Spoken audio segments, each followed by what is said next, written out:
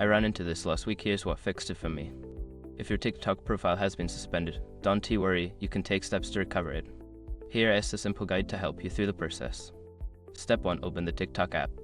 Launch the TikTok app on your device. Make sure you are connected to the internet for the recovery process. Step 2. Go to the profile section. Tap on the profile icon located at the bottom right corner of the screen. This will take you to your profile page. Step 3. Check for notifications. Look for any notifications or messages from TikTok regarding your account suspension. This may provide insight into why your account was suspended. Step 4. Submit an appeal. If you believe your account was suspended in error, navigate to the settings menu by tapping the 3 dots in the top right corner. From there, select Report a Problem and follow the prompts to submit an appeal.